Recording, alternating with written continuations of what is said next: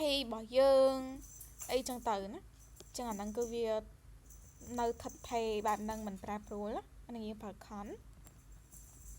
console sao mình cho bạn tay ao tầng on năng ấy còn mình ta nơi cho pra môi chết cứ tại tôi cho mình nâng style lời console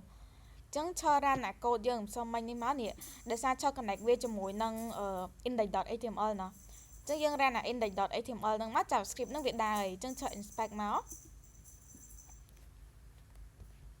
dương cho console máu nè ok nè vì trình màu chẳng á đừng sao mình lấy cho prap là bị môi chết cư dương console tay dương trong đã style trong đã power trong đã ấy của bạn này cho mới cho style mới được dương từ xe xì ấy cho ai là chẳng hạn nè từ xe xì ấy ai console áคือtừ xe bàn tay admin là kia từ xe đào khả năng đây thì dương console nó kia còn từ tay ấy thì tôi tề nó tay trong console anh ấy mơ để ta đi miền ở đây ở trong tới cái console trong từ mơ error mơ ấy chẳng á bật hàng đã style đã ấy trong miền này kia đã tề hai console nó có kẹp hở tới console.log đây cái này dương ở lấy cho tay console style cái này dương mở chẳng dương cho không file JavaScript dương với nhé này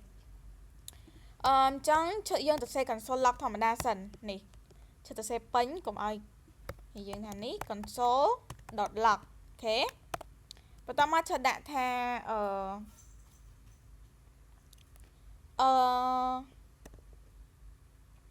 this is start console ok tao dương từ mở vision máu này this is style console តែសួរតាមាន style នៅអានេះធម្មតាហ្នឹងអញ្ចឹងដើម្បីដាក់ style console គឺយើងគ្រាន់តែដាក់ភាគរយ C នៅពីមុខឯងគ្នាយើងនេះដាក់ភាគរយ C នៅពីមុខអញ្ចឹងមកមានន័យថាហ្នឹងវាចាប់យក style បានហើយពេលដែលយើងអត់ទាន់ទៅសេអញ្ចឹងគឺវាអត់ទាន់មានអីទេអញ្ចឹងយើងដាក់ style វាមកយើងដាក់សញ្ញាក្បៀសមួយមកបន្ទាប់មកយើងដាក់សញ្ញា double quote មកវិញមកហើយយើងដាក់ color វាអញ្ចឹងទៅ color ចុះដាក់ថា blue អូខេនេះឃើញអត់ឃើញវាចេញពណ៌ blue ឯគ្នាយើងអញ្ចឹងអាយើងដាក់ style ហ្នឹងទី1យើងដាក់2នៅក្នុង double quote ទី1ហ្នឹងគឺយើងដាក់ជាមួយនឹង text របស់យើងតែកុំភ្លេចដាក់ភាគរយ C ពីមុខផងភាគរយ C ហើយបន្ទាប់ពីក្បៀសហ្នឹងមកបន្ទាប់ពីក្បៀសមកគឺយើងដាក់ style CS របស់យើងហ្នឹងinline CS color blue នេះ inline CS ទៅណាគ្នាយើងហ្នឹងហើយយើងតែយើងក្តៅវាដោយ double quote ចឹងមកយើងចង់ដាក់ច្រើនឥឡូវចូលដាក់ទឹកពណ៌ pink វិញអីចឹងទៅនេះនេះ pink ណាឥឡូវចង់ដាក់ background ដាក់អីទៀតដាក់បានតែគ្នាយើងខាន់វាដោយ semicolon មកយើងដាក់ background ណែ background color ឆតទៅសេ framework លេមួយ HTML បែកវ៉ានេះអានេះដូចមិនចឹងទេក្នុង framework វាគេទៅសេសធំយើងទៅសិនចាំមិនយើងកែវិញbackground color white ចឹងទៅណាហើយវាចេញអត់ចេញទេចេញតាwhite ដាក់ hot pink ឡើងនេះ hot pink ឲ្យវាមើលអក្សរឃើញច្បាស់នេះហើយចូលដាក់ទៀតដាក់ font size អានេះ CS ទៅណាគ្នាយើងតិចឆ្ងល់បានមកពីណានឹង CS ទេ inline CS គ្រាន់ថាយើងទៅ save វានៅក្នុង double quote style font size ចូលដាក់ថា16 pixel អានេះឌី16ស្រាប់ហីអត់ទេមិន16ឥឡូវចូលដាក់16នេះ16 pixel ដាក់14បានហើយនេះបន្តមកចូលដាក់ទៀតចូលដាក់padding ចូលដាក់10 pixel អូខេនេះហើយចូលដាក់ rounded border radius ចូលដាក់10 pixel ដែរ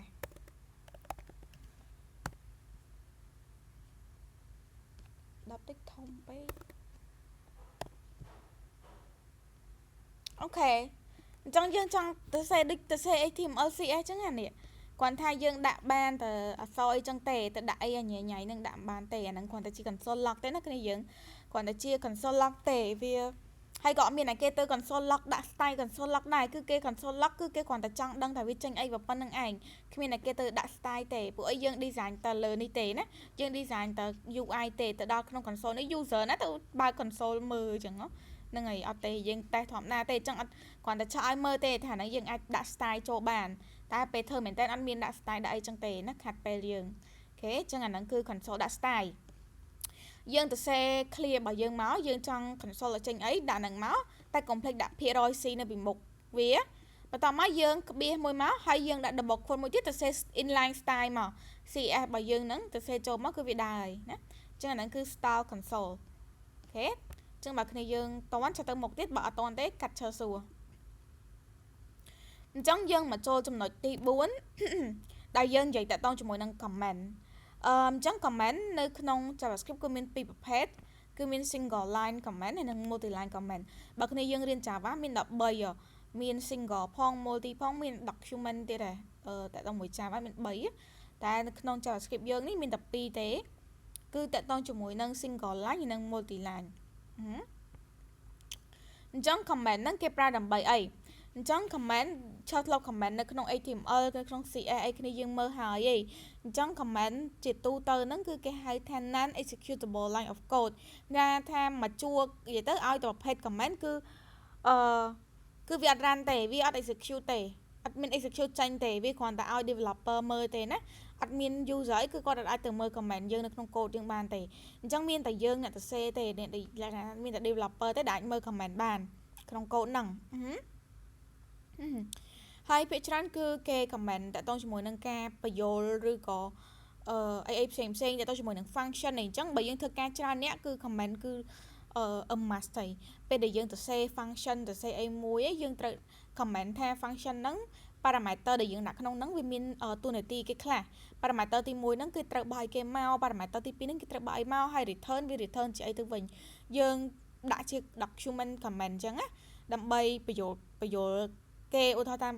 team យើងផ្សេងមកធ្វើអញ្ចឹងទៅគឺគាត់គ្រាន់តែអាន comment ហ្នឹងគឺគាត់យល់ហ្មងថា function ហ្នឹងចង់ធ្វើអីហើយវាទទួលឲ្យគេខ្លះវាផ្ដល់មកវិញឲ្យគេខ្លះអញ្ចឹងទៅ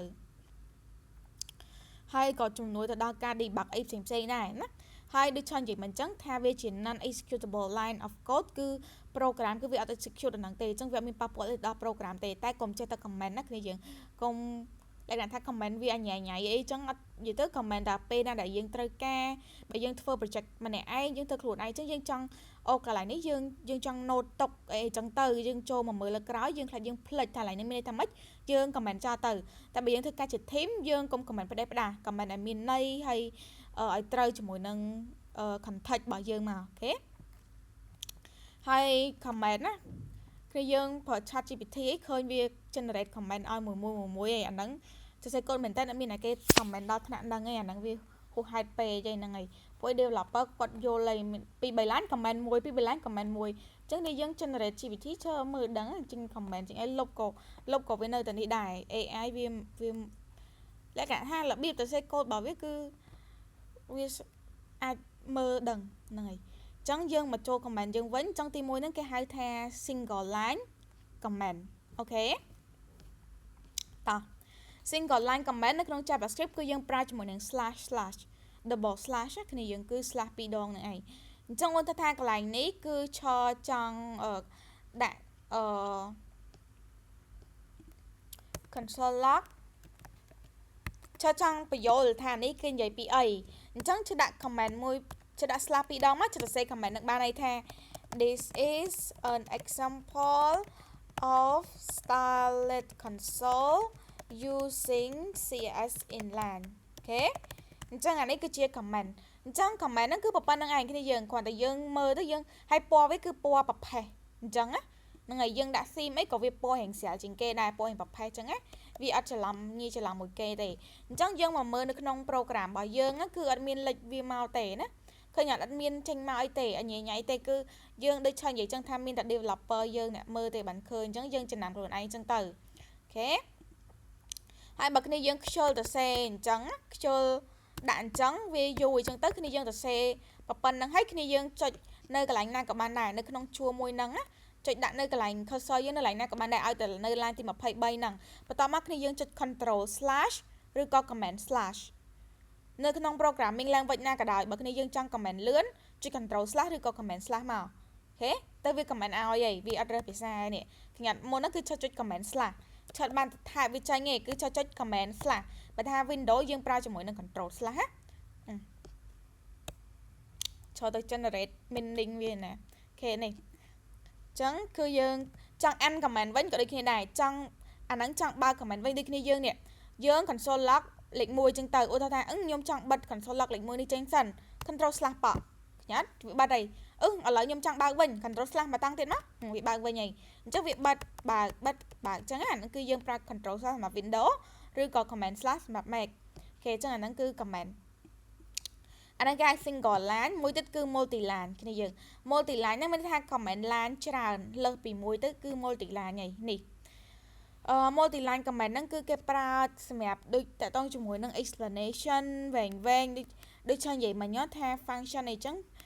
បើយើងធ្វើការជា team យើងគួរតែ explain គេថា function ហ្នឹងធ្វើអីទទួល parameter គេខ្លះហើយវា return មកជាអីចឹងទៅអូខេហើយយើងនេះយើងមកមើល comment នេះសិនមកអានេះគឺ comment នៅក្នុង JavaScript ដែរតែយើងប្រើជាមួយនឹងtool ផ្សេងៗដូច JSDoc អីចឹងទៅតែឥឡូវយើងមកមើល multi line សិននេះអានេះក៏យើងទៅសេបានដែរគ្រាន់ថាយើងត្រូវទៅសេមួយវាញ៉ៃចឹងចប់យើងមកមើល multi line comment វិញអញ្ចឹង multi line comment ហ្នឹងដូចនេះ function នេះអញ្ចឹង function នេះដាក់ថាចុះទៅសេសិន this function is an example of where okay it return on me return it is a non return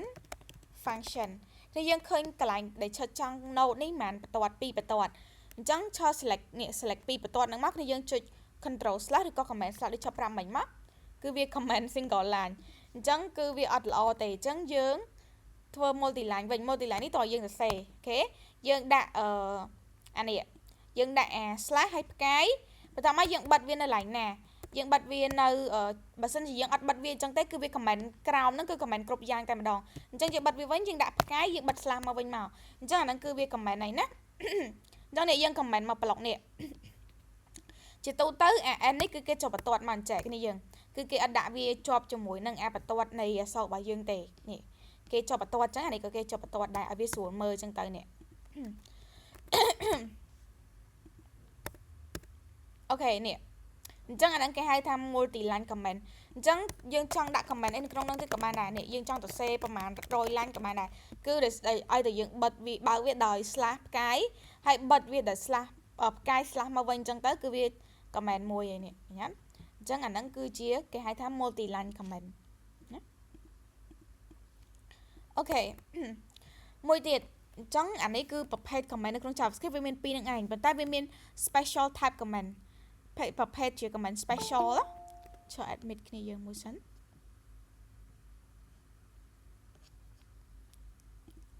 អូខេតោះអញ្ចឹងអានេះគឺ special comment តាមពិតទៅអានេះក៏វាចូលជា single line ដែរគ្រាន់តែគេថែម to do ឯចេះអញ្ចឹងអាហ្នឹងគឺតាក់ទងជាមួយនឹងពេលដែលគ្នាយើងធ្វើការជា team ចូលធ្វើការក្នុងក្រុមហ៊ុនអីចឹងទៅអាចនឹងឃើញអាហ្នឹងហើយ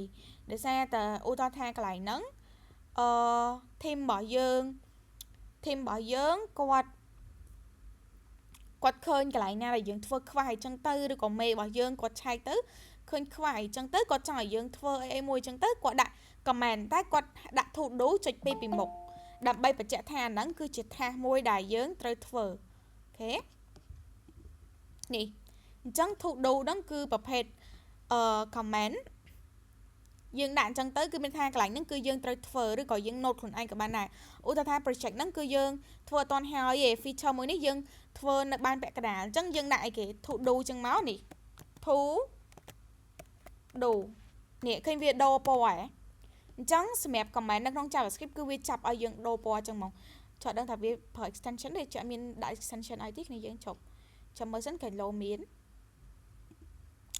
extension ច្រើនទៀតណា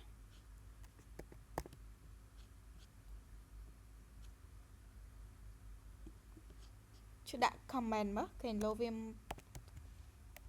comment នេះ better comment ដឹងនេះ to do alert highlight នេះ install ហ្នឹងមួយមក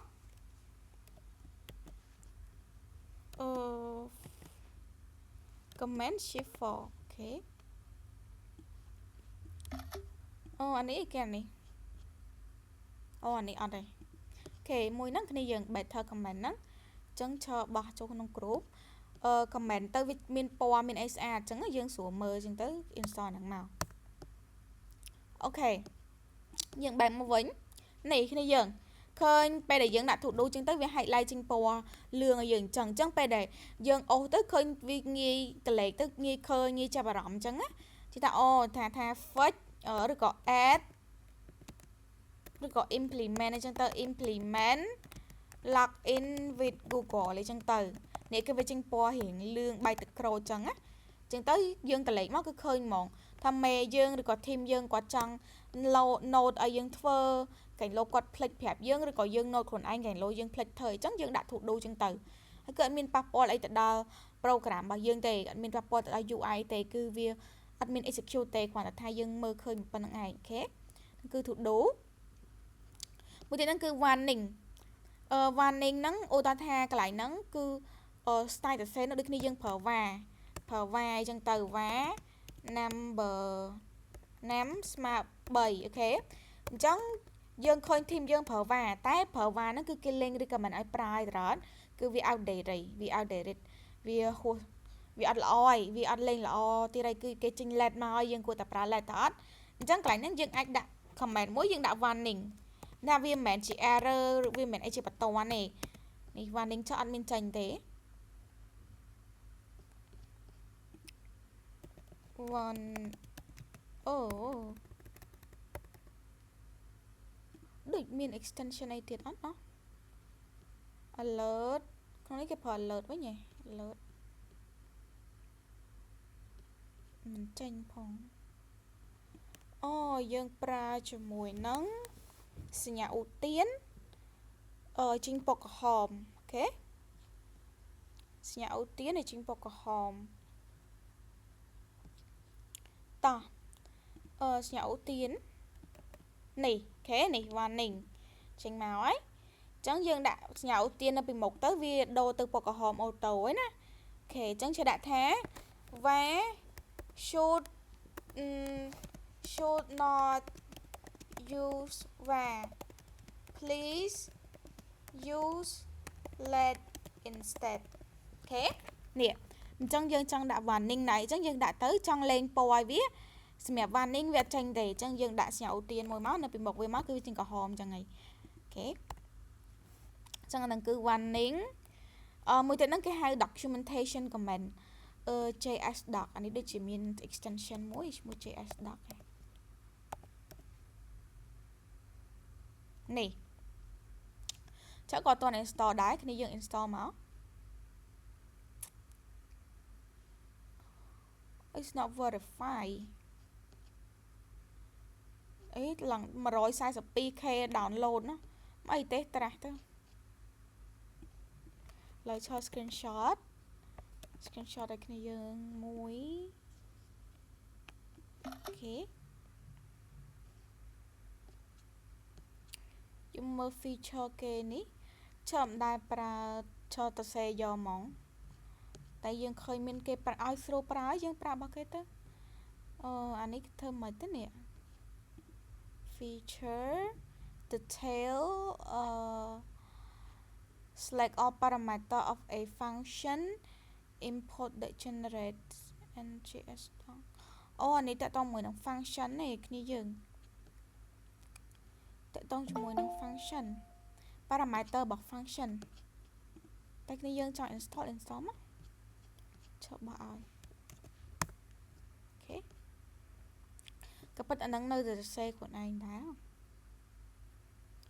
JS doc generator generate JS doc command shift P ok anh ấy có tần nồng để tại đậm per k nè download từ đậm per k ở đây dương tay cho mọi anh ấy xin máu ok tỏ dương cho admit cái này dương một sẵn ok chẳng dương tay mùi documentation comment mình xin máu chẳng ủa tao tha cho lại cho không nấy cho đặt param mấy chân từ param nam one nam thu បន្ទាប់មកឈរ command shift p ឲ្យវាចេញអានេះហើយឈរយក js doc generator អត់មានចេញអីទេគ្នាយើងសាមី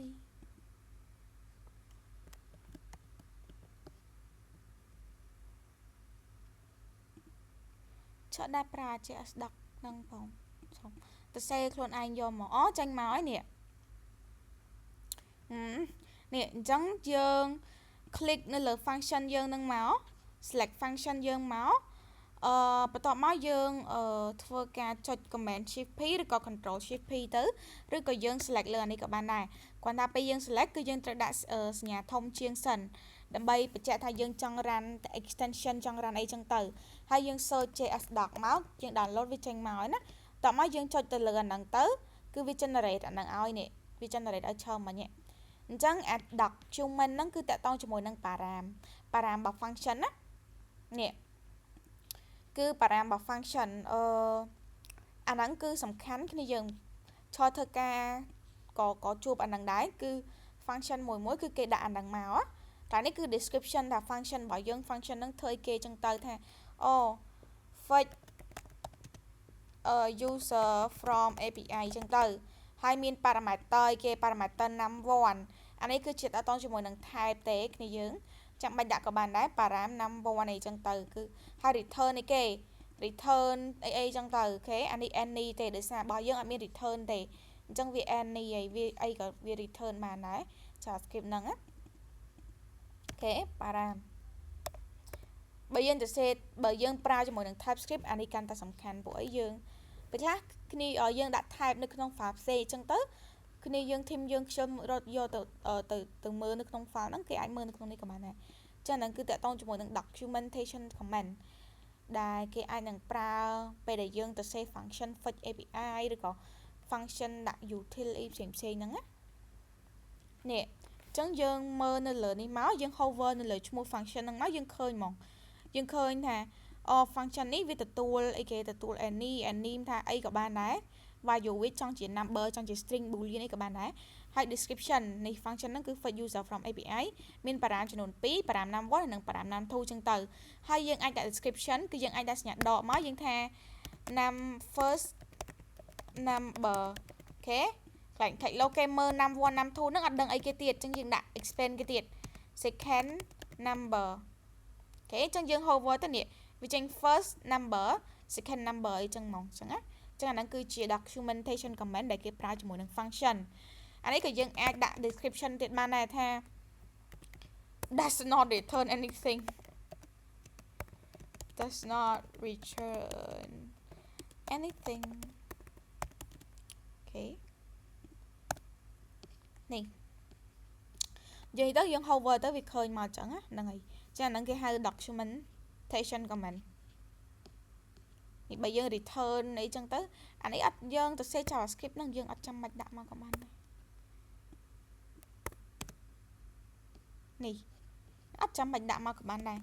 តែបើយើងដាក់ទៅក៏វាល្អដែរខាងលោ API យើង function ហ្នឹងវាអត់ទទួលអីផ្សេងក្រៅពី number ទេអញ្ចឹងឥឡូវនេះយើងអាចដាក់ number មក number អញ្ចឹងទៅអូខេនេះ but anyway អត់ដាក់ក៏បានដែរដោយសារយើងប្រើជាមួយនឹង JavaScript ទេបើយើងដាក់បើយើងចង់ដាក់បញ្ជាក់គេក៏ដាក់ទៅគេ it's fine អញ្ចឹងអាហ្នឹងតាក់ទងជាមួយនឹង documentation comment សូមទាំងអស់គ្នាតណា line comment នេះឆើចូលចំណុចមួយទៀតទេណាចំណុចនេះគឺរៀងអញញ៉ៃតិចគ្នាយើងឥឡូវគ្នាយើងតណាមុខទេណាគ្នាយើងតនេះឆើទៅមុខហើយអានេះគ្រាន់តែជា comment ទេឥឡូវចុះបោះនឹងឲ្យគ្នាយើងសិនជប់មុននឹងយើងចូលមកកាន់ដុំចុះដាក់ថា comment នេះចឹងទៅចុះបោះ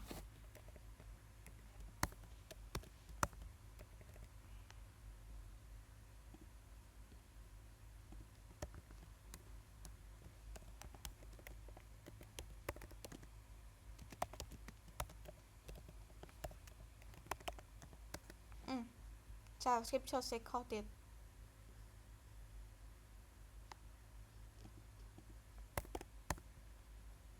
អូខេ ចឹងហ្នឹងគឺគាត់តែជា comment ទេឥឡូវយើងទៅតរបស់យើងទៀតអញ្ចឹងយើងចូលមកដល់ចំណុចចុងក្រោយនៃ part 2 របស់យើងគឺតកតងជាមួយនឹង output នៅក្នុង JavaScript គេហៅថា DOM manipulation តាមពិតទៅក្នុងនេះវាមានរួមផ្សំជាមួយនឹងមេរៀនដែលយើងអត់ទាន់បានរៀនដូចជា function ក្នុងនេះក៏ប្រើ function ដែរតែ function ឆទៅសេមិនសិនមិញឲ្យគ្នាយើងមើលដែរតើអត់យើងទៅសេធម្មតាសិនទៅចាំយើងដល់មេរៀន function ចាំយើង detail តែមានប្រមាណប្រភេទទៀតចឹងណាអូខេឥឡូវយើងមកនិយាយតកតងជាមួយនឹង output នៅក្នុង JavaScript ឬក៏ DOM manipulation អញ្ចឹងយើងត្រូវស្គាល់សិនថា DOM ឬក៏ DOM នឹងជាអីអញ្ចឹង JavaScript គឺវា interact ជាមួយនឹង web page របស់យើងតាមរយៈ DOM នឹងឯងណាឆ្ងល់ថាមិនបានពេលដែលចុចទៅវា load មកមិនបាន JavaScript នឹងអាចដំណើរការមួយ HTML CSS បានទេ HTML CSS គឺពេលដែលយើងសរសេរមកវាចេញនៅក្នុង UI ហ្មងប៉ុន្តែ JavaScript ជាភាសាមួយដែល add អីគេវាបន្ថែមនៅ interaction បន្ថែមនៅភាពរស់រវើកឬក៏សកម្មភាពផ្សេងដែល user គាត់ click ទៅចេញអានេះចេញអានោះរត់ទៅនេះរត់ទៅនោះមានរឿងនេះកើតឡើងរឿងនោះកើតឡើងពេលដែល click ពេលដែលអីចឹងទៅពេលដែល hover ពេលដែលអីចឹងណាវាមានច្រើនប្រភេទដែល user គាត់អាចតំណងបានជាមួយនឹង web page របស់យើងហ្នឹងអញ្ចឹងឆ្ងល់ថាមិនបានវាអាចតំណងបានជាមួយនឹង HTML និង CSS របស់យើងគឺតាមរយៈ DOM ពាក្យពេញរបស់វាគឺ document object model អូខេអញ្ចឹងDOM ហ្នឹងគឺជា span ណាគ្នាយើងគឺជា span មួយចម្លងរវាង JavaScript ទៅ HTML ទៅ JavaScript អញ្ចឹងណាថា JavaScript អាចតាក់ទងជាមួយនឹង HTML និង CSS បានតាមរយៈ DOM នឹងឯងអញ្ចឹង DOM ហ្នឹងគឺវាតំណាងឲ្យ structure នៃ web page ដូចជា tree of element អញ្ចឹងដែល JavaScript វាអាច manipulate បានណាគ្នាយើង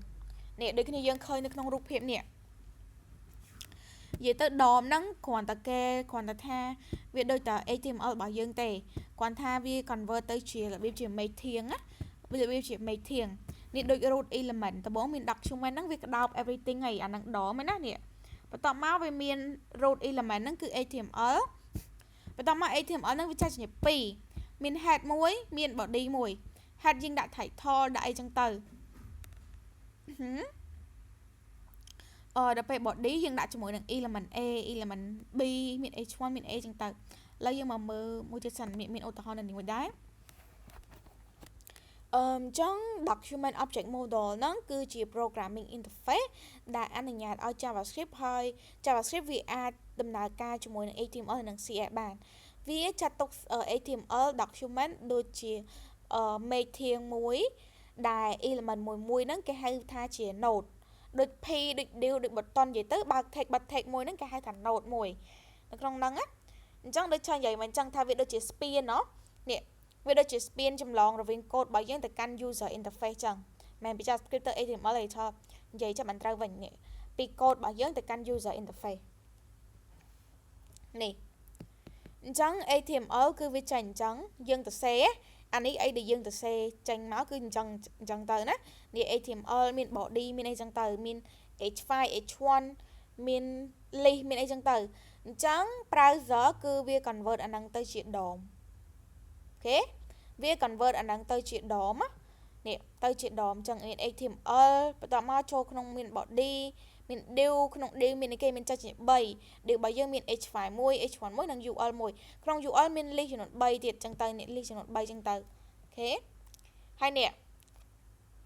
អញ្ចឹងពេលដែល browser វាបានអា DOM ហ្នឹងហើយគឺវាចេញជា UI អញ្ចឹងឲ្យយើងមើលតាមរយៈអីគេតាមរយៈ DOM ហ្នឹងឯងអញ្ចឹងវាឆ្លងកាត់ DOM ហ្នឹងសិន DOM ហ្នឹងគឺ span ណា span រវាង code របស់យើងទៅកាន់ UI នេះកញ្ញាអានេះគឺជា code របស់យើងបន្ទាប់មកវាបង្កើតជា DOM ចេះបន្ទាប់មកវាបង្កើតចេញជា UI យើងឃើញនៅលើ user interface យើងបែបនេះអូខេហើយ JavaScript ក៏វាទៅដំណើរការ manipulate មួយ DOM ហ្នឹងដែរនេះអញ្ចឹងយើងចូលឡើង element មកយើងឃើញ HTML code របស់យើងនេះអូខេ HTML code របស់យើងគាត់ថា DOM មេឃធាងនេះគឺគាត់តែជា process មួយទេណាយើងចង់ថាខ្ញុំចង់ទៅរកមេឃធាងហ្នឹងរកនៅណាអត់ឃើញទេចេញមករូបចឹងគឺអត់មានតិចថា browser generate រូបចឹងអត់មានទេគ្នាយើងគាត់ថាហ្នឹងគឺជារបៀបមួយគឺជា object មួយ user programming interface មួយដែលបញ្ជាក់ថា DOM ហ្នឹងគឺជា span ចម្លងរវាង code ហ្នឹងទៅកាន់ UI ដែល user មើលឃើញហ្នឹងអញ្ចឹងគឺ HTML របស់យើងវាទៅជាប្រភេទ DOM អញ្ចឹងណានេះអូខេ ឥឡូវឈរ console lock ដុំនឹងឲ្យមើលបើយើង console lock មកវាចេញកូដធម្មតាទេគ្នាយើងចេញមកកូដ HTML ធម្មតាហ្នឹងគាត់ថាគ្នាយើងដឹងទៅថាវាអាហ្នឹងគឺជាprocess ខាងក្នុងរបស់វាហ្នឹងគឺប្រភេទជា make ធៀងដូចគ្នាឆ្លើយគ្នាយើងមើលមិនចឹងជិះដាក់ថា document នេះ document ហ្នឹងយើងមក console lock document ហ្នឹងមើលមកនេះចេញមកកូដមកទាំងដល់នេះមានគេខ្លះមាន body ហ្នឹងមានគេខ្លះចឹងទៅអូខេចឹងអាហ្នឹងគឺ document របស់យើងហ្នឹងឬក៏យើងអាចនិយាយថាជាដងក៏បានដែរគ្រាន់ថាវាជា method អូខេគ្នាយើងយល់អាពាក្យដមហ្នឹងនិយាយទៅគ្មានអាហ្នឹងមើលអត់ឃើញទេគ្នាយើងវាមិនមែនជារបស់មួយដែលយើងដែលថាយើងឃើញមេធៀងហ្នឹងមកហ្មងឯងគ្រាន់ថាយើងដឹងទៅថាហ្នឹងគឺវាតំណាងឲ្យអញ្ចឹងគឺវាកូដរបស់យើងអញ្ចឹងដមហ្នឹងគឺវាជាប្រភេទមេធៀងអញ្ចឹងគ្រាន់តែវាកូដរបស់យើងដដែលទេគ្រាន់តែថាវាបែងចែកមានមេធៀងមានអីស្រួលបួលអញ្ចឹងទៅអូខេរបស់យើងនេះក៏វាមានមេធៀងដែរគាត់ថាដមហ្នឹងវាលក្ខណៈថា standard មួយគឺវា convert ទៅជាមេធៀងអញ្ចឹងគឺយើងតន់ឡើងដមហ្នឹងឯងឈើតណាអញ្ចឹងនៅក្នុងដមយើងដឹងហើយថាដមគឺវាជាស្ពានចម្លងរវាងកូដរបស់យើងទៅកាន់ UI ដែលយើងមើលឃើញហ្នឹងហើយ JavaScript ក៏យើង manipulate តាមរយៈដមហ្នឹងដែរអូខេយើងចង់កែវាចង់លុបចង់ថែមអីតាមរយៈ JavaScript ហ្នឹងគឺយើងទៅធ្វើតាមដមហ្នឹងអញ្ចឹងក្នុងដមហ្នឹងគឺវាឲ្យជាពីរគេហៅថាDOM method ហើយនិង DOM property ដែល DOM method ហ្នឹងគឺជា function ដែល JavaScript វាបង្កើតឡើងមក JavaScript ដែលវា function built-in function ដែល JavaScript វាបង្កើតឡើងមកសម្រាប់ឲ្យយើងប្រើដើម្បីឲ្យយើង interact ហើយនឹងយើងកែប្រែ HTML element របស់យើងអូខេយើងអាចបន្ថែមយើងអាចកែប្រែហើយយើងក៏អាចលុបអីចឹងទៅមាន function វាចឹងណាហើយយើងអាចinteract យើងអាចដាក់ on click ដាក់អីចឹងអាហ្នឹងគឺ DOM method ហើយយើង click ទៅចេញអីអាពេលដែល click ហ្នឹងពេលដែលចុច click ហ្នឹងយើងចង់បញ្ជាក់ថានឹង click បានទៅចេញអីចឹងអាហ្នឹងគឺយើងប្រើមួយ DOM method ហ្នឹងហើយអូខេមួយទៀតហ្នឹងគឺ DOM property DOM property ហ្នឹងគឺជា attribute របស់ HTML element ទេគ្រាន់ថាពេលចូលទៅដល់ក្នុង JavaScript គេលេងហៅ attribute ទេគេហៅថា DOM property វិញនិយាយទៅអាហ្នឹងគឺគ្រាន់តែជា attribute របស់ HTML ទេដូច attribute HTML គេគ្នាយើងភ្លេចនៅ image មាន attribute អត់មាន src attribute ថតអីគេ alt alternative អាហ្នឹងក៏ attribute របស់ image ដែរថតមានគេទៀតមាន title ហ្នឹងក៏ attribute href attribute របស់គេរបស់ link អូខេអញ្ចឹងវាមាន attribute របស់ a tag របស់អីចឹងទៅ href ហ្នឹងណាអញ្ចឹង attribute HTML ហ្នឹងនៅក្នុង JavaScript គេហៅវាជា DOM property វិញណាជា DOM property ដែលយើងអាចហៅវាបានយកមកប្រើនៅក្នុង JavaScript ដើម្បីយើងទៅទាញយកតម្លៃណាមួយនៅក្នុងនៅក្នុង attribute ហ្នឹងឬក៏កែតម្លៃនៅក្នុង attribute ហ្នឹងដូច source គឺយើងពេលដែលឃើញគេឃើញពេលយើង click ទៅរូបហ្នឹងវាដូរទៅរូបអីមួយផ្សេងអត់អញ្ចឹងអាហ្នឹងគឺយើងអាចប្រើជាមួយនឹង DOM property src ព្រោះអីរូបយើងប្រើមួយ tag គេ img ទៅអត់អញ្ចឹងពេលដែលយើងដាក់ link រូបរបស់យើងចូលហ្នឹងគឺយើងដាក់ក្នុង attribute ឈ្មោះគេឈ្មោះ src អញ្ចឹងយើងពេលដែលចុចទៅចង់កែរូបហ្នឹងទៅអត់អញ្ចឹងអាពេលកំឡុងពេលចុចហ្នឹងយើងបញ្ជាក់ថានឹងចុចបានគឺយើងប្រើជាមួយនឹង DOM method តែពេលដែលកែរូបភាពហ្នឹងពេលដែលចុចទៅកែរូបភាពទៅអត់អញ្ចឹងយើងប្រើ DOM property ដើម្បីកែប្រែរូបភាពហ្នឹងទៅរូបអីផ្សេងអញ្ចឹងទៅយើងដូរ src របស់វាអញ្ចឹងចាំឆោឧទាហរណ៍ឲ្យគ្នាយើងមើលណាអូខេនេះគឺជា method DOM method ដែលភាគច្រើនគឺគេចូលចិត្តយកមកប្រើ common DOM method ហើយនេះគឺក៏ DOM method ដែរគ្នាយើងអានេះគឺឧទាហរណ៍ចូលមានឧទាហរណ៍ 2 3 ដែរអានេះគឺតកតងមួយនឹង DOM property ក៏ចូលមានឧទាហរណ៍ដែរអញ្ចឹងយើងនឹងទៅ go through មួយរៀងច្រើនដែរតែគ្នាយើងត្រូវយល់សិនណាថា DOM method នៃគេ DOM property នៃគេ DOM method ហ្នឹងគឺជា function ដែល JavaScript វាបង្កើតឲ្យយើងស្រាប់អីដែលយើងអាចប្រើដើម្បី interact ដាក់ click ដាក់ hover ដាក់អីចឹងទៅហើយយើងអាចកែប្រែ element របស់យើងបានអូខេដល់ពេល DOM property ហ្នឹងយើងអាចកែប្រែដែរកែប្រែតាមរយៈគេ attribute កែប្រែយកហ្មង directly ទៅផ្ទាល់តែម្ដងនេះអាហ្នឹងគឺ DOM property យើងកែប្រែតាមរយៈ attribute របស់វាឥឡូវយើងមកមើលតកតងជាមួយនឹង DOM method សិនអូខេ DOM method អានេះចូល property បាត់ហើយអានេះ dot text content នេះចោតឧទាហរណ៍មកជាឲ្យគ្នាយើងមើល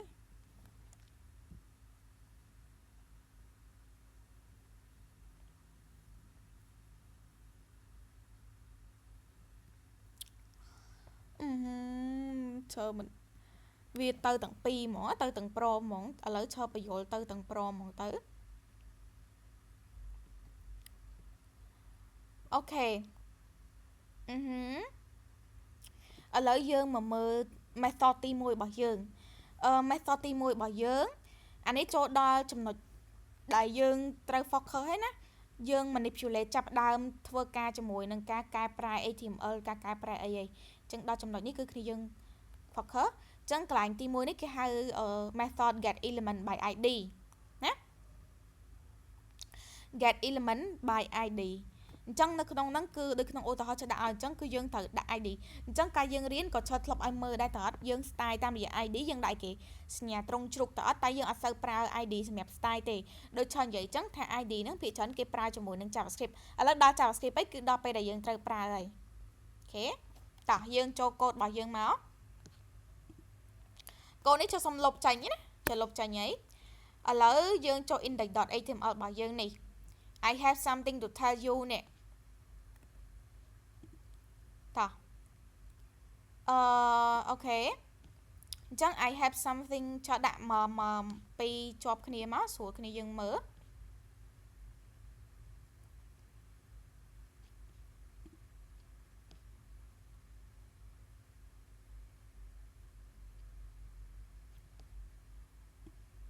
អូខេឈប់ប្រេកមកអញ្ចឹងឈប់ចង់ដាក់អានេះនៅកណ្ដាលឈប់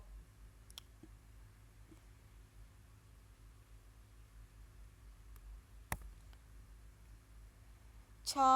ដាក់អានេះនៅកណ្ដាលអញ្ចឹងឈ run comment នេះសិន comment Tailwind ណោះដើម្បីវាដើរ color ដើរអីដាក់ថែមទៅវាដើរយើងត្រូវ run comment សិនអូយចេញ Python ទៅដល់ណាបាត់ហើយ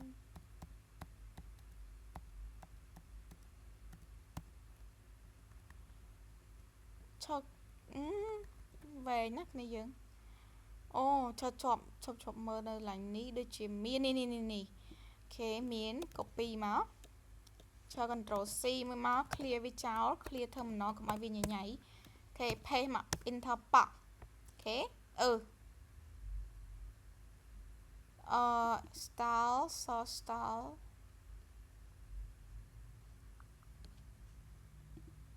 បាត់ file import ឈរដាក់ style ឈរដូរទៅឈ្មោះ style វិញចឹងមិនវាចឹងមិន comment នេះនៅជាប់តាំងពីពេលណាមកនេះចឹងឈរដូរទៅ style វិញមកអូខេនេះដែរណាអូខេចឹងនៅក្នុងនេះដូចចៀតដល់ហើយនេះចាំមានអារម្មណ៍ថាចង់ដាក់ពី window ផ្សេងគ្នាវិញដូចចេះទៅដូចចៀតដល់ហើយបាក់មើលដល់ហើយអូខេអូខេចឹងចង់ដាក់នេះឥឡូវ scenario របស់ឈរគ្នាយើងអីដែលឈរចង់បានឥឡូវឈរ move សុំ move អានេះដាក់ click me ចេះវិញ click me ហាឈរដាក់បុតឈរដាក់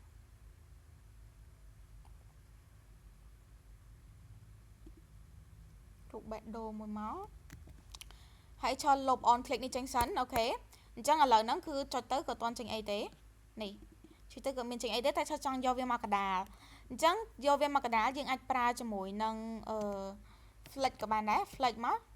justify flex justify center item center ឈរដាក់ height វាឈរដាក់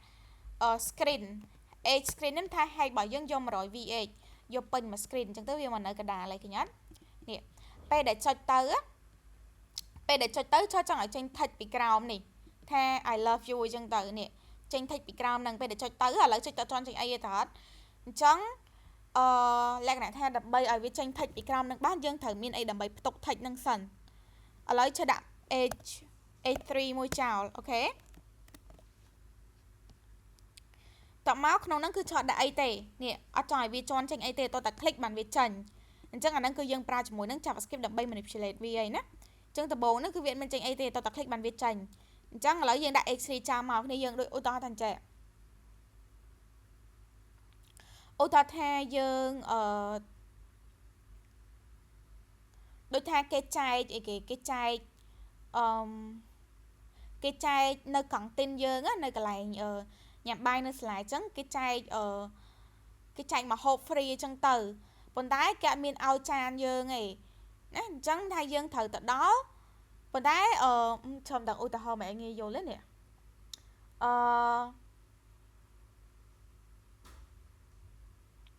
ខាងលោកគ្នាយើងអត់យល់មិនបានឆើដាក់ x3 នេះមកអត់មានអីតទេចេះ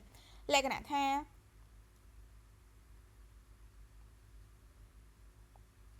ម៉ោងចេញលេងអញ្ចឹងគេចែកប៉ុន្តែតើយើងម៉ោងចេញលេងបានយកចានទៅយកហ្មងវាអស់ហើយពួកអីគេចែកភ្លាមអីចឹងទៅអញ្ចឹងយើងយកចានហ្នឹងដាក់ឲ្យគេមុនយើងដាក់នៅកន្លែងកង់ទីនហ្នឹងមុនតែចានហ្នឹងសួរថាមានម្ហូបនៅឯគេអត់ទាន់ចែកឲ្យយើងឯងតើក៏ដឹងរកប៉ក់បានគេចាក់នៅក្នុងចានហ្នឹងឲ្យយើងហើយយើងទៅយកពីចានយកចានហ្នឹងយើងរបស់យើងនឹងមកញ៉ាំវិញអញ្ចឹងអា XC ដូចគ្នាមានថាចានតទេ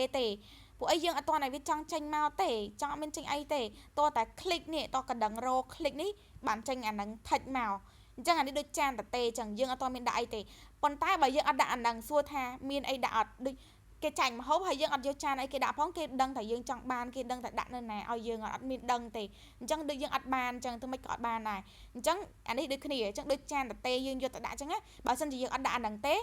ពេលដែលវាចេញអក្សរមកគេចង់ឲ្យអក្សរយើងឲ្យម្ហូបយើងក៏គេមិនដឹងឲ្យនៅណាដែរអត់មានឡើងដាក់ផងហ្នឹងអញ្ចឹងយើងដាក់ x3 ហ្នឹងមកអូខេហើយមួយទៀតយើងមកតេស្តជាមួយនឹង ID ទៅអត់អញ្ចឹងយើងដាក់ ID មកកន្លែងនេះឈ្មោះដាក់ថា touch អូខេព្រោះអីឆ្លាញ់ហ្នឹងគឺចង់ render ឲ្យវាចេញ touch ណោះអញ្ចឹងគ្នាយើងដូចមិនបានឆោមិនបានត្រូវដាក់ ID touch ចុះឧទាហរណ៍ថាមាន100ចានហើយអ្នកដាក់ឲ្យហ្នឹងមិនដឹងថាមួយណាបោះមួយណាគីឡូអីគេដូចថាយើងថ្នាក់នេះបានមហូបនេះថ្នាក់នោះបានមហូបនេះអញ្ចឹងទៅគាត់មិនដឹងថាអូអានេះបោះថ្នាក់ណាបោះពីណាគេអញ្ចឹងយើងត្រូវទៅសេឈ្មោះនៅលើចាននេះនឹងអញ្ចឹងទៅណោះដើម្បីដឹងថាអូមហូបនេះត្រូវដាក់នៅក្នុងចាននេះអញ្ចឹងអា X3 នេះគឺដូចគ្នាយើងត្រូវដាក់ ID ឲ្យវាដើម្បីដឹងថា click me ពេលដែលចុចទៅវាចេញ touch មកហ្នឹងវាចូលទៅក្នុងណាវាចូលទៅក្នុងអា X3 នេះឧទាហរណ៍បើយើងមាន100 X3 យើងអត់មានដាក់ ID ទេដាក់ចូល X3 មកវាមិនចូលទាំង100វាមិនខូចអញ្ចឹងយើងត្រូវបញ្ជាក់ថាអូអាហ្នឹងឈ្មោះអីគេ X3 ហ្នឹងគឺឈ្មោះរបស់វាមាន ID មួយឈ្មោះថា touch ហើយបញ្ជាក់ ID ហ្នឹងអត់មានដូចគ្នាទេណាកូដបើយើង3000 line ក៏ដោយ ID touch នេះគឺមានតែមួយហ្នឹងទេចង់មាន touch ទី2ទៀតដាក់ទៅ touch 2អីគេ body ដាក់អីនិយាយទៅដាក់ឲ្យត្រូវមានន័យមកគាត់ថាកុំដាក់ជាន់គ្នាអូខេឥឡូវចាក់ដាក់ប៉ុណ្្នឹងសិនតែឈរសុំ style touch របស់ឈរសិនឥឡូវបាច់តន់ style ហើយមកទៅខាងលើចេញមកអត់ឃើញចាក់ដាក់ touch ហ្នឹងចាក់ដាក់ពណ៌អស touch white font bold ហើយចូលយក touch 22 pixel touch center តែឥឡូវហ្នឹងយើងមើលអត់ឃើញទេអូខេដោយសារយើងអត់មានដាក់អីទេឥឡូវចុចសាកដាក់ឲ្យគ្នាយើងមើលហេអញ្ចឹងទៅនេះចេញមកហេអញ្ចឹងណាតែចង់ឲ្យវានៅពីក្រោមប៊ូតុនអត់ចង់នៅក្រោមនៅជាប់គ្នាអញ្ចឹងឯងអញ្ចឹងឆ្លាញ់នេះឆ្លាក់ flick call មកវាធ្លាក់មកក្រោមឯនេះគេតែឆ្លាក់ដាក់ gap វាតិចមកកុំឲ្យវាជាប់គ្នាពេក gap cho vô 5អូខេឆ្លាក់ដាក់ប៉ុណ្្នឹងមកប៉ុន្តែសួរថាចង់បានឲ្យចេញ touch ហេនឹងចេញអត់ចង់អីទេតន់អានេះគ្រាន់ឆ្លាក់ដាក់ឲ្យមើលវាចេញអញ្ចឹងហ្នឹងហើយតែយើងអត់តន់ចង់ដាក់អីទេអញ្ចឹងវាចេញអញ្ចឹងតោះតែ click ទៅបានវាចេញ I love you ក្រោមនេះមកអញ្ចឹងទៅអូខេឆ្លាក់ដល់ទាំង25ឲ្យធំនេះហ្នឹងតោះអញ្ចឹងយើងបានប៉ុណ្្នឹងហើយយើងចង់ដូរ touch ពេលដែលគេ click យើងចង់បន្ថែម touch ចង់ដូរ touch អញ្ចឹងយើងប្រើគេ JavaScript HTML CSS អាចធ្វើនឹងបានទេអញ្ចឹងយើងត្រូវប្រើជាមួយនឹង JavaScript អូខេហើយ JavaScript គ្នាយើងពេលដែលសរសេរ JavaScript គួរតែប្រើ use strict នេះអូខេដើម្បីឲ្យវា strict ដូចថាមាន warning អីចឹងវាចេញឲ្យយើងមើលឃើញតែម្ដងបាទ JavaScript វាអត់សូវ safe ហ្មងទេអញ្ចឹងយើងដាក់ use strict ទៅវាទោះបីជាវាមិន safe 100%ក៏វាជំនួយយើងដែរនេះអាពាក្យ2ពាក្យនេះក៏យើងគាត់វាអត់មានប៉ះពាល់អីទៅដល់ការសរសេរកូដរបស់យើងទេគ្រាន់ថាពេលដែលមាន error មាន warning អីចឹងវាចេញឲ្យយើងឃើញតែម្ដងឲ្យយើង fix តែម្ដងអាខ្លះអត់ចេញទេណាតោះឲ្យយើងមក run ក្នុង browser នេះបានឃើញ error នេះ ចឹងយើងដាក់នៅក្នុងនេះទៅវាល្អដែរ use strict ហ្នឹងដាក់ចឹងទៅអូខេពេលដែលយើងគ្រប់ពេលដែលយើងទៅ say JavaScript ដាក់វានៅលើគេចឹងណាអូខេអញ្ចឹងពេលដែលចុចទៅចង់ចេញ text មកតើអត់អញ្ចឹងដំបូងគឺយើងត្រូវទៅ get អានេះសិនទៅយកចានហ្នឹងមកសិនចានហ្នឹងឥឡូវនៅក្នុង HTML ហ្នឹងយើងត្រូវយកវាចូលទៅក្នុង JavaScript របស់យើងសិនអញ្ចឹងយើងអាច declare variable មួយដើម្បីផ្ទុកចានមួយហ្នឹងផ្ទុក h3 ហ្នឹងអូខេអញ្ចឹងឆោ declare មកឆោដាក់ let ណាយើងប្រើ let មកដោយសារវាអាចកែប្រែបានតើអត់អញ្ចឹងយើងប្រើ let ហើយ var កុំប្រើអូខេយើងប្រើ let មកបន្តមកឆោដាក់ថា text អូខេឆោដាក់ small នេះអានេះគឺឈ្មោះ variable របស់ឆោណាអញ្ចឹងឆោទៅ get element by id ប៉ុន្តែយើងត្រូវប្រើពាក្យថា document នេះ document ហ្នឹងមានថានេះអាដមរបស់យើងទាំងអស់នេះណាកូដរបស់យើងទាំងអស់ហ្នឹងគឺវាទៅ document ហ្នឹងហើយដូចឆោ console ឲ្យមកអញ្ចឹង dot get element by id នេះអញ្ចឹងអា get element by id នេះគេហៅថា DOM method នេះ DOM អញ្ចឹងអានេះគឺជា function មួយរបស់ DOM ឃើញយើងចុចទៅវាសឹកចេះឲ្យហ្នឹងហើយអញ្ចឹង get element by id ហ្នឹងគឺជា method ឬក៏ function មួយដែល JavaScript បង្កើតឡើងដើម្បីឲ្យយើងអាចទៅទាញយក element តាមរយៈ id នៅក្នុង HTML របស់យើងនេះឥឡូវហ្នឹងយើងចង់ទៅទាញយក h3 នេះដែលមាន id ឈ្មោះ text តើអត់អញ្ចឹងយើងដាក់ get element by id មកបន្ទាប់មកយើងដាក់វងកញ្ចក់មកហើយយើងបើក curly bracket ច្រឡំ curly បើក double quote មកយើងដាក់ឈ្មោះ id ហ្នឹងយើងចង់ទាញយក id មួយហ្នឹងតើអត់អញ្ចឹងយើងត្រូវដាក់ឈ្មោះ id ហ្នឹងមកអញ្ចឹង text អូខេ text អូខេហើយណាអូខេបន្ទាប់មកឥឡូវឈរ manipulate ឲ្យមើលសិនអត់ទាន់បាច់ click ទេឈរបញ្ចូល text ចូលទៅក្នុងហ្នឹងមកបាច់ទាន់ click ទេណាឈរឲ្យមើលនេះសិនឲ្យមើល simple សិនអញ្ចឹងកូដមួយ line នេះគឺយើងទៅចាប់វាមកបានទេណាយើងទៅចាប់ឲ្យគេចាប់ element ដែលមាន id ឈ្មោះថា text នេះចាប់មកបានហើយអញ្ចឹងដើម្បីបញ្ចូលទិន្នន័យឬក៏យើងកែប្រែទិន្នន័យអីនៅក្នុងនេះនៅក្នុង element ដែលមាន id text ដែលវាជា h3 ហ្នឹងឥឡូវហ្នឹងវាអត់ទាន់មានអីទេអញ្ចឹងយើងចង់បន្ថែមវាយើងដាក់ថា text នេះ text ហ្នឹងគឺបានមកពីនេះគឺ variable ហ្នឹងណាតោះមកយើងដាក់សញ្ញា dot ហើយយើងប្រើជាមួយនឹង DOM property DOM property សម្រាប់ text អីអញ្ចឹងភាគច្រើនគេប្រើជាមួយនឹង dot inner html នេះអានេះគេហៅថា property គ្នាយើងអត់មែនជា method ទេអញ្ចឹង property inner html នេះគឺជារបស់មួយដែល JavaScript បង្កើតឲ្យដូចគ្នាដែលពេលដែលយើងធ្វើទៅគឺយើងទៅចូលទៅក្នុងអីគេចូលទៅក្នុងអានេះដូចយើងចូលទៅក្នុងប្រឡោះនេះអញ្ចឹងណាយើងចង់កែក៏បានយើងចង់ថែមក៏បានអូខេនេះ get inner html ថាយើងទៅយកអា content នៅក្នុង h3 ហ្នឹងមកយើងចង់ឲ្យគេចង់កែយើងកែទៅចង់ថែមយើងថែមទៅហើយយើងដាក់ឲ្យគេ text ណោះអញ្ចឹងយើងដាក់ double quote មកបន្តមកឆាដាក់ថា I love you អញ្ចឹងទៅអូខេអូខេតោះយើងទៅមើលឃើញចេញមក I love you អត់សួរថាក្នុង HTML ឆើមានតែសេពី I love you នៅកន្លែងណាអត់មានទេក៏ប៉ុន្តែឆើមក manipulate វានៅក្នុង JavaScript ដែលគ្រាន់តែឆើទៅទាញយកគេទាញយក element ដែល id text ដែលមាន id ពាក្យថា text បន្ទាប់មកឆើយក element ដែលឆើបានតាំងតំណាង variable ឈ្មោះថា text ហ្នឹងមក dot inner html ដើម្បីឆើទៅទាញយកអាចំណុចនៅក្នុងនេះអាអីគ្រប់យ៉ាងនៅក្នុងនេះនៅក្នុងចន្លោះ tag ហ្នឹងឯងចន្លោះបិទ tag បើក tag ហ្នឹងគឺ inner html ហ្នឹងឯងអញ្ចឹងវាអត់មានអីទេអញ្ចឹងឆើយកមកថែមឲ្យវានេះឆើដាក់សញ្ញាស្មើថាឆើកែឬក៏ថែមវាចឹងទៅអញ្ចឹងឆើដាក់ថា I love you ចឹងទៅគឺវានឹងចេញ I love you វាដាក់ I love you នេះបញ្ចូលទៅក្នុងគេចូលទៅក្នុងអាបិទ tag បើក tag នេះតែសួរថា HTML មានអាហ្នឹងអត់មានទេគឺយើងបញ្ចូលតាមរយៈ JavaScript អញ្ចឹងយើង inspect មើលនៅក្នុង element របស់យើងណានេះយើងបញ្ចូលតាម JavaScript ទេគ្នាយើងនេះឃើញអត់ឆើមិនខ្ញុំ inspect ទៅចេញ I love you នេះមកតែក្នុង HTML មានដូចចឹងនិយាយចឹងថាយើងធ្វើការបញ្ចូលតាមរយៈ JavaScript ឃើញវាបញ្ចូលនៅក្នុងហ្នឹងឯងដូចចឹងនិយាយមិនចឹងថាអីគ្រប់យ៉ាងដែលយើងដាក់ដោយប្រើ inner HTML នេះណាដូចយើងយកអាអីដែលនៅមកខាងទៀតខាងស្ដាំហ្នឹងយកទៅបញ្ចូលនៅក្នុងបិទ tag បើក tag ហ្នឹងចឹងអូខេនេះបិទ tag បើក tag របស់ X3 ឃើញកូដរបស់យើងនេះឃើញបិទ tag បើក tag X3 ហើយមាន I love you នៅក្នុងហ្នឹងឯងហ្នឹងហើយចឹងអាហ្នឹងគឺinner HTML ហ្នឹងហើយ get element by id ហ្នឹងហើយ get element by id នេះតើតាវាជា id តិចយើងច្រឡំដាក់ខ្លះហើយយើងទៅ get element by id ស្មានតែ get មកអត់មកទេ ឃើញអត់អត់មានចេញ text អីមកទេអញ្ចឹងត្រូវ ensure ថាបើ ID បើខ្លះក៏ប៉ុន្តែគឺ get element by ID និង get element by class name ហ្នឹងគឺគេលេង recommend ហើយឥឡូវហ្នឹងគេប្រើជាមួយនឹង query selector ទៀត query selector វិញដែលតិចទៀតច្រើននឹងនិយាយឥឡូវយើងមកស្គាល់វាសិនអូខេស្គាល់ get element by ID ហ្នឹងសិនគឺយើងតន់កន្លែង get element by ID នេះហេ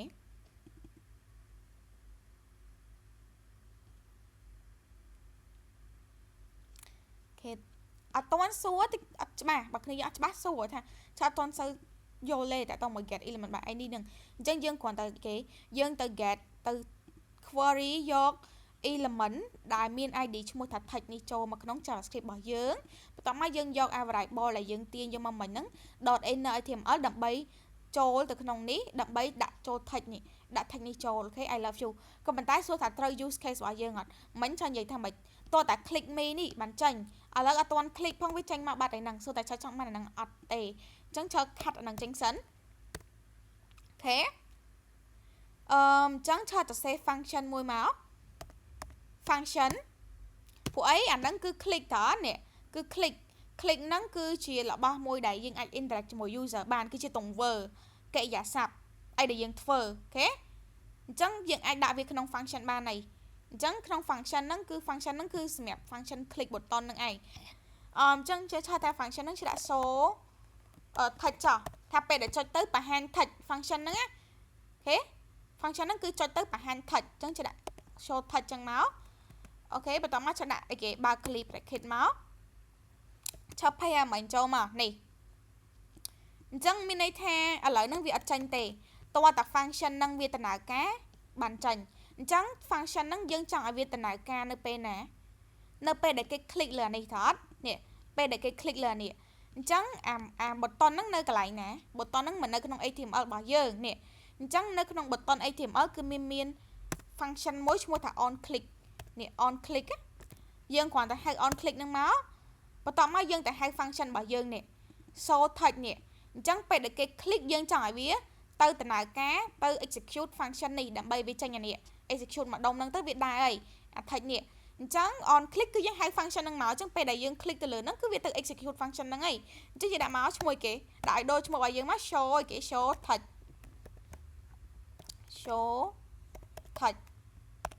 អូខេ complete ដាក់អានេះផងណាដាក់អាបិទបើវងកញ្ចក់ផង function ពេលដែល call យើងត្រូវដាក់អាហ្នឹងជានិច្ចណាតិចអត់ដាក់អាហ្នឹងមកដាក់តែ show text សួរឆ្ងល់ឆ្មិនអត់ដើរចឹងព្រោះអាហ្នឹងជាប្រភេទ function តែ function គេហៅពេលដែលគេហៅគឺគេបិទបើវងកញ្ចក់ចឹងហើយបើមាន parameter គេដាក់នៅក្នុងទៀតតែឥឡូវយើងកំដន់ដល់ហ្នឹងយើងអត់ទាន់មានអីទេអូខេយើងដាក់ប៉ុណ្្នឹងសិនមកនេះ on click show text អូខេនេះហើយ show text របស់យើងនៅក្នុង file JavaScript នេះតោះយើងទៅសាក click error បាត់ហើយយើងមកមើលមក show text is not defined function shows ហើយឆ្លងអត់កើតមែន show text ឈើដាក់វានៅក្រៅនេះម្ដងមើល script តែมันគួរអត់ដើរទេសង្ស័យឆ្លងសរសេរខុសអីហ្មងឈប់អានេះចាញ់វាឆ្លង file ឈប់ឆ្លង file មានវិធីដាក់ឲ្យវាដើរតែឈប់អានេះsẽដាក់ទាញមកក្នុងនេះឲ្យបានដើរនេះ click me ទៅចេញ I love you ហីតែឥឡូវហ្នឹងយើងអត់ទៅសេ internal JavaScript ទេយើងទៅសេ external អញ្ចឹងវាអត់ដើរឈប់លុប type module នេះចេញអានេះដូចវាមិនមែនដូចមានអីប៉ះពាល់ទេអូមែនចុះមិនអត់ដើរចឹងមកពី type module ហ្នឹងមែនមកពី type module ហ្នឹងមែន type module ហ្នឹងការឆត់ធ្វើគឺតើតមួយ export ឆប់ប្រើឥឡូវយើងអត់ទាន់មាន import export អីទេអញ្ចឹងយើងអត់ទាន់បាយដាក់ទេកុំឲ្យ error អញ្ចឹងបើមាន export import អីយើងដាក់ file មួយផ្សេងមកអូខេឥឡូវហ្នឹងអា file នេះគឺមាន import export ទេចាំដល់ហ្នឹងចាំchờប្រយ័ត្នទៀតឥឡូវយើងដាក់ធម្មតាអញ្ចឹងមកយើងដាក់ទៅ script ដាក់ source អញ្ចឹងមកហើយដាក់ JavaScript file របស់យើងអញ្ចឹងមកអូខេតោះមកយើង click វាមើលចូល click នេះចេញ I love you មកហើយនេះឃើញអត់អញ្ចឹងដូចអីដែលយើងចង់បាននៅដូចហើយអញ្ចឹងពេល refresh ទៅគឺវាបាត់វិញហើយណាពេលដែលយើង click ទៅគឺវាចេញ I love you នឹងមកហើយអញ្ចឹងឆើបញ្យល់សាមីខាងលោកគ្នាយើងអត់តន់អញ្ចឹងកន្លែងនេះមុនដំបូងហ្នឹងគឺយើង បង្កើត button នឹងមួយសិនប្រើ HTML សិនបង្កើត button នឹងមួយមកបន្ទាប់មកយើងបង្កើត empty tag មួយ tag ហ្នឹងចង់ដាក់ tag p ក៏បានអីក៏បានដែរឲ្យតែមាន ID នៅក្នុងហ្នឹងទៅនេះ ID tag ចឹងទៅអូខេបន្ទាប់មកនៅក្នុង JavaScript របស់យើងបង្កើត variable មួយដោយប្រើឈ្មោះរបស់វាមកដាក់ tag ចឹងទៅដាក់គ្នាយើងដាក់អីផ្សេងក៏បានដែរដាក់អីគេ I love you ដាក់អីចឹងនិយាយទៅឲ្យតែមានន័យយើងអានយល់វាគួរសមមកអូខេចេះដាក់ថា let tag ថាជាប្រកាស variable មួយឈ្មោះថា tag ដែល tag ហ្នឹងគឺវាផ្ទុកនៅ element ដែលមាន ID ឈ្មោះថា tag នេះដូចគ្នានេះ document .get element by id ដែល get element by id នេះគឺគេហៅថា DOM method ឬក៏ function របស់ HTML DOM ហ្នឹងអូខេអញ្ចឹងពេលដែលយើងប្រើជាមួយនឹង document នេះគឺកូដរបស់យើងទាំងមូល DOM ហ្នឹងឯងអញ្ចឹងគឺវាយកអាកូដរបស់យើងទាំងអស់ហ្នឹងទៅស្វែងរកថាតើ element មួយណាមាន ID ឈ្មោះថា tag នេះញ៉ាំនេះ get element by id នេះវាទៅរកឯណាអូខេបើថាអត់មានទេគឺវាអត់ចេញទេអូថាកន្លែងនេះឆាត់ថា tag 1ដល់ហើយឡើងនេះឆាត់ទៅរកគេឆាត់រកឈ្មោះ tag វារកឃើញអត់រកអត់ឃើញទេអញ្ចឹងចង់คลิกប្រហែលដងទៀតក៏វាអត់ចាញ់ដែរគឺវា error ចឹងហ្មងវាថាវារកអត់ឃើញទេឃើញអត់វាថា null inner.html នេះវា null ថាវារកអត់ឃើញទេអញ្ចឹងទៅវា null ចឹងហើយអញ្ចឹងចូលសុំកែមកឲ្យត្រូវវិញមកកុំឲ្យវា error ចឹងបន្តមកចាប់បង្កើត function មួយ function ហ្នឹងគឺសម្រាប់បញ្ចេញ tag នេះមកដោយសារឆក់ចង់ឲ្យវាចេញភ្លាមទេអញ្ចឹងឆក់ត្រូវដាក់វាក្នុង function អញ្ចឹង function ហ្នឹងទាល់តែដល់លក្ខខណ្ឌមួយដល់រយៈពេលមួយដល់ចុចកន្លែងមួយបានឆក់ឲ្យចង់វាចេញតើអត់អញ្ចឹងចាប់បង្កើត function មួយដែលមានឈ្មោះថា show tag ក្នុង show tag function ហ្នឹងគឺគ្រាន់តែឆក់បន្ថែមពី I love you ចូលទៅក្នុង tag variable ដែលឆក់ទាញតាមរយៈ ID នេះមកទេដោយការប្រើ inner HTML មានន័យថាយើងទៅទាញយក content ទាំងប្រមាណនៅក្នុង tag គេ tag ដែលមាន ID tag ហ្នឹងមកអូខេបន្តមកឆក់បន្ថែមអក្សរ I love you ចូលទៅក្នុងហ្នឹងអូខេហើយ function ហ្នឹងគឺអត់ដំណើរការភ្លាមទេពេលចូលដំបូងគឺអត់មានទេទាល់តែ on click នេះ on click function ហ្នឹងគឺត្រូវបានហៅនៅក្នុង button ដែលមានពាក្យ click me ហើយចាប់បានប្រើជាមួយនឹង on click នេះគឺវា exist HTML គឺវាដាក់ឲ្យហ្មងអញ្ចឹងណា on click គឺតែហៅ function ហ្នឹងមកថាពេលដែល user គាត់យកម៉ៅរបស់គាត់ click ទៅលើអា button ហ្នឹងគឺដំណើរការ function នេះមកអូខេដំណើរការ function show tag នេះមក function show tag ហ្នឹងគឺវាធ្វើគេគឺវាបន្ថែមពី I love you ចូលទៅក្នុង h3 របស់យើងនេះ ID tag នេះចូលទៅក្នុងហ្នឹងអញ្ចឹងចុចម្ដងទៀតមើលដំបូងនេះយើងមើលកន្លែង element អត់មានទេត្រង់នេះអត់មានអីទេឃើញអត់អត់មានទេចាំមើលគ្រាន់តែចុច click ប៉នេះមានបាត់ហើយនេះញ៉ាំនេះមាន I love you មកហើយណាហ្នឹងហើយអញ្ចឹងយើងប្រើ JavaScript ហ្នឹងដើម្បី manipulate វាកែប្រែវាពាក្យថា manipulate ហ្នឹងគឺកែប្រែហ្នឹងហើយគ្នាយើងគាត់ថាគេចិត្តប្រើពាក្យហ្នឹងកែប្រែថែមលុបអីចឹងទៅអូខេគ្នាយើងតន់ឡើងហ្នឹងហ៎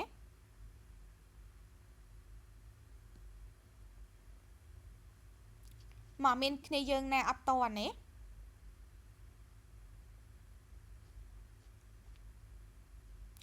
អត់តន់សួរឆនេះកន្លែង document.get element by id ហើយនឹង inner html ឬក៏អត់តន់ឡើងណាក៏បានដែរសួរឆបានណាកាត់សួរឆមកតន់ណា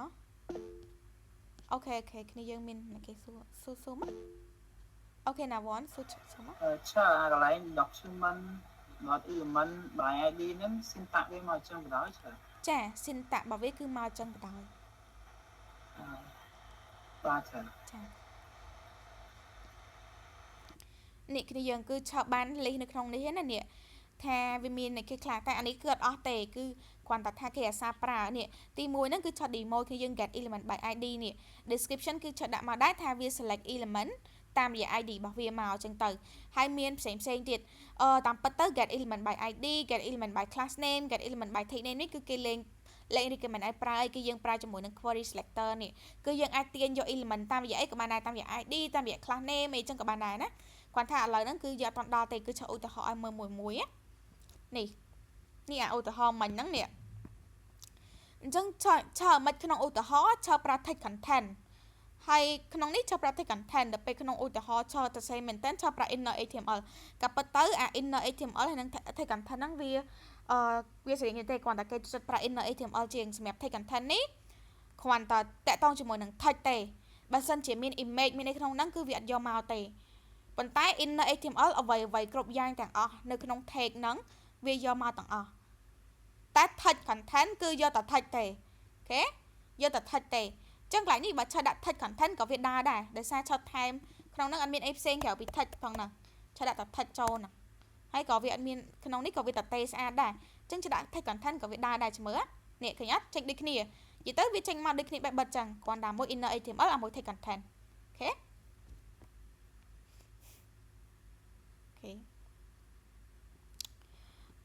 ចឹងអូននេះគឺឧទាហរណ៍ទី1របស់យើងឈរមួយទៀតហ្នឹងគឺ get element by class name គ្នាយើងget element by class name នេះគឺដូច get element by id ដែរគ្រាន់តែ get element by id គឺវាទាញតាមរយៈអីគេតាមរយៈ id ដល់ពេល get element by class name គឺវាទាញតាមរយៈ class name វិញតាមរយៈឈ្មោះ class តែអត់មានគេ recommend ឲ្យប្រើទេគឺអត់គួរប្រើនោះទេតែឈរគ្រាន់តែឧទាហរណ៍ឲ្យគ្នាយើងមើលទៅណានេះក្នុងនេះក៏ឈរមានដាក់ដែរដូចអត់មានដាក់អីនេះ add item អានេះគឺចូលដល់ append này ចូលបានឧទាហរណ៍គ្រប់មុខឲ្យឧទាហរណ៍ទៅ3ក្នុង property 3ហើយនឹង method 3ឥឡូវចូលមកឧទាហរណ៍ class name នេះនៅក្នុង code ហ្មងទៅអូខេឥឡូវចូល copy នេះសិនឲ្យគ្នាយើងសិនណាខាងលោកគ្នាយើងចង់យកទៅតេស្តគួរ screenshot ឬក៏ copy screenshot វិញហី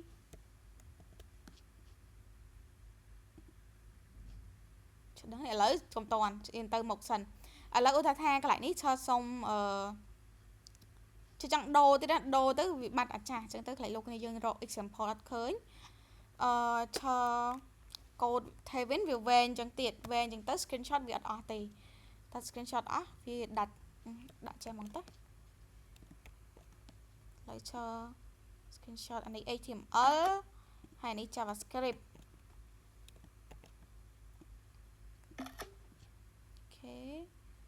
អានេះគឺ get element by id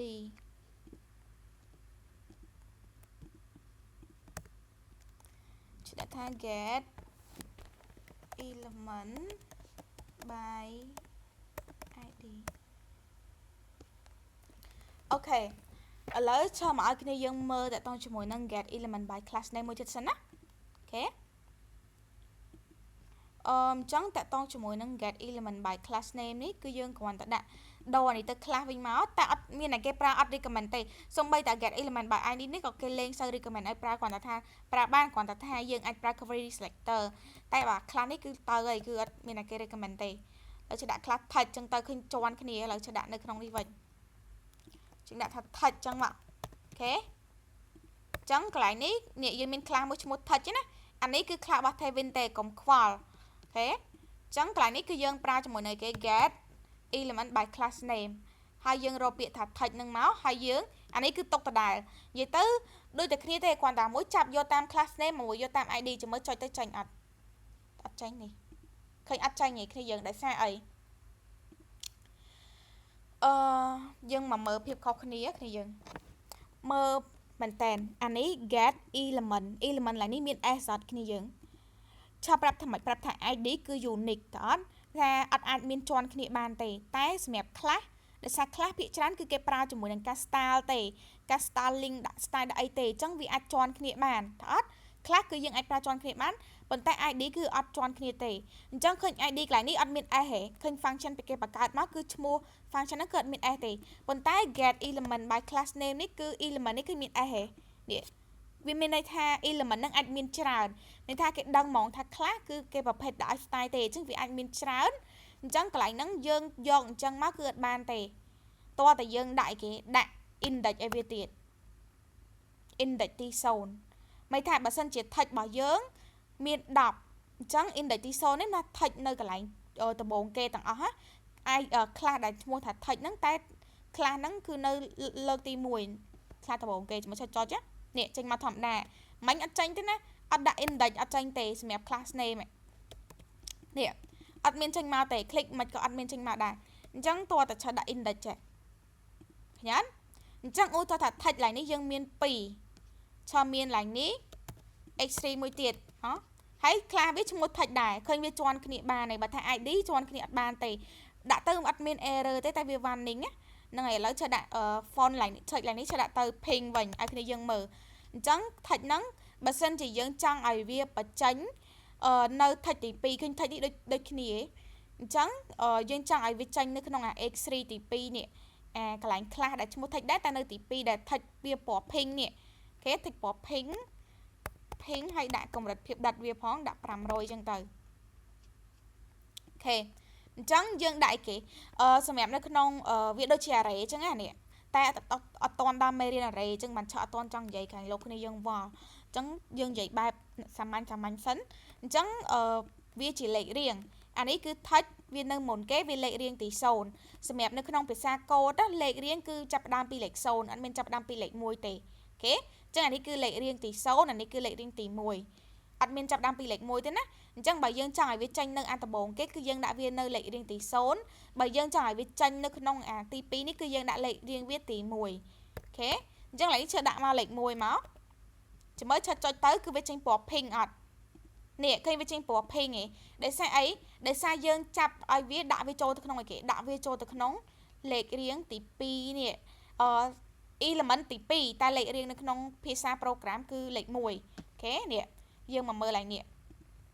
ឃើញ I love you ហ៎បើថានេះអត់មានទេតែនេះមានទេដោយសារយើងបន្ទឹមបញ្ចូលមកតែបើយើងដាក់លេខ0មានន័យថាវានៅដំបូងគេនិយាយទៅដូចលេខ1លេខ2លេខ3តាមលំដាប់ចឹងឯងគ្រាន់តែនេះវាចាប់ដើមពីលេខ0ជួយចុចវិញមកនេះឃើញវាពណ៌សវិញឯងវាចូលទៅក្នុងនេះវិញនេះវាចូលទៅក្នុងនេះវិញដោយសារយើងចាប់យកអាទី1មកយើងអត់ចាប់យកអាទី2ទេអូខេអាគឺយើងតនេះកន្លែង get element by class name ហ្នឹង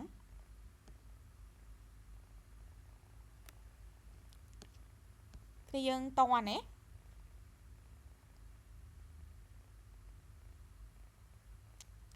តនេះណោះមាន take name មាន query sector ឥឡូវ10ម៉ោងមកអីបើថាគ្នាយើងអត់មានកន្លែងណាឆ្ងល់ឬក៏អត់យល់ទេអាចសម្រាប់បានសម្រាប់ weekend ស្អែកហ្នឹងក៏ចូលអាហ្នឹងដែរប្រហែលជារៀនបើចាំឆប់បោះ link ឲ្យករណីរៀនលើសហ្នឹងអីចឹងទៅគឺយើងអាចចូលមើលបានអីចឹងទៅអូខេហើយចាំឆប់បោះវីដេអូឲ្យតាមក្រោយខាងលោកគ្នាយើងចង់ថ្ងៃសៅរ៍អាទិត្យអីចឹងតនេចង់រៀនអីចឹងចាំឆប់បោះឲ្យអូខេហើយគ្នាយើងចង់តេស្តមុនឆក់ក៏បានដែរហើយតេស្តមកណាI love you ចុចទៅចេញ I love you នេះតេស្តចឹងមកតេស្តឲ្យចេញចឹងមកអូខេប្រើ តេស្តទាំងពីរហ្នឹងមកទាំង ID ទាំង class name ហ្នឹងមកគ្រាន់តែឈប់ប្រាប់ដដែលថា3នេះគឺគេលេង recommend ឲ្យប្រើហើយយើងប្រើទី4នេះថាយើងអត់ទាន់ដល់ចាំឆក់ explain តទៀតគាត់ថាឥឡូវយើងតេស្តមើលហ្នឹងសិនមកវាដំណើរការដូចគ្នាទេអូខេអញ្ចឹងបើគ្នាយើងអត់មានចម្ងល់ទេឈប់បិទ record ទេណាថាមានចម្ងល់សួរឥឡូវបានហ្នឹងហើយ